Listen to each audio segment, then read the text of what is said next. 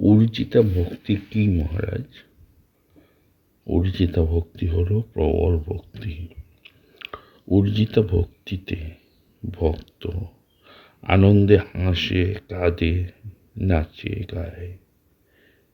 শ্রীরামকৃষ্ণ অধ্যাত্ম রামায়ণ থেকে এই অর্জিতা ভক্তি ভালোবাসা সম্বন্ধে বলছেন। অধ্যাত্মে আছে।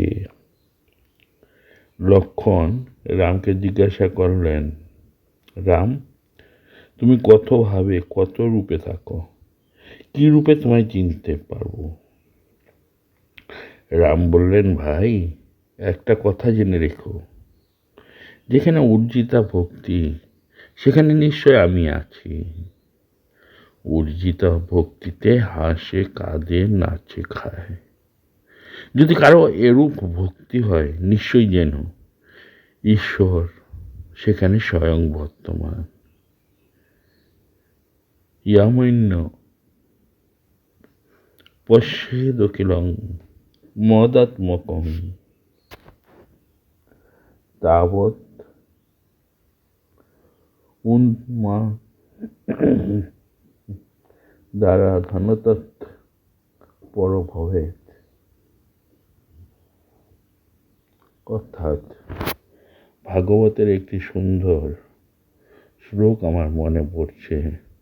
নো সাধয়তি মাং যোগ, নো সাংখ্যং ধর্ম উদ্ধবঃ, নো সাধ্যয় স্তপ ত্যাগ যথা ভক্তি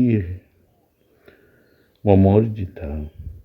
শ্রীকৃষ্ণ এখানে উদ্ধবকে বলছেন যে একমাত্র তার প্রতি প্রবল ভক্তি, অর্জিতা ভক্তি ব্যতীত যোগ, জ্ঞান, ধর্ম, স্বাধ্যায়, তপস্যা, দান ইত্যাদি কোনো কিছুই তাকে সেভাবে বশীভূত করতে পারে না। ভাগবতে আরো বলা হয়েছে, কথা বিনা রোমহর্ষং দ্রবতা চেতসা বিনা, বিনা নন্দাশ্রু কলয়া শুদ্ধেত ভক্তা বিনাশয়। অন্তরে গভীর ভক্তির উদ্বেগ না হলে লোম খাড়া হয়ে উঠবে কি করে, হৃদয় কমল হবে কি করে, আনন্দ অশ্রু পড়বে কি করে, এবং ভক্তি ব্যতীত চিত্তশুদ্ধ হবে কি করে? অতএব এই হলো গভীর বা অর্জিতা ভক্তি। ভক্ত ও জ্ঞানীর দৃষ্টিভঙ্গির মধ্যে পার্থক্য আছে কি? ভক্তের দৃষ্টিতে ভক্ত যা কিছু দেখে সবই সুন্দর থেকে, জ্ঞানীর দৃষ্টিতে জ্ঞানী যা কিছু দেখেন সবই ব্রহ্ম। নদীর জল সমুদ্রে পড়ল, সে সমুদ্র হলো, কিন্তু নদী থাকতে সমুদ্র হলো না। গঙ্গার জল যেমন সমুদ্রে গিয়ে পড়লে সমুদ্র হয়ে যায়, মানুষও তেমনি ভগবান মিশে যেতে পারে। তাতে বিলীন হয়ে গেলে মানুষও ক্ষুদ্রত্ব আর থাকে না। যে ভগবানকে ভক্তি করে, তার ভজনা করে, তার নাম গুণগান করে, সে হলো ভক্ত। যে ভগবৎ স্বরূপ রূপে নিজেকে জানে, সে কাকে ভক্তি করবে? যার দ্বারা সূর্যের গতিপথ নিয়ন্ত্রিত হচ্ছে, তার দ্বারাই পৃথিবীর গতিপথ নিয়ন্ত্রিত হয়।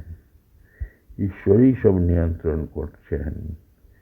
ঈশ্বর শব্দের অর্থ নিয়ন্তা, আর নিয়ন্তা যদি না থাকেন তো চলবে কি করে?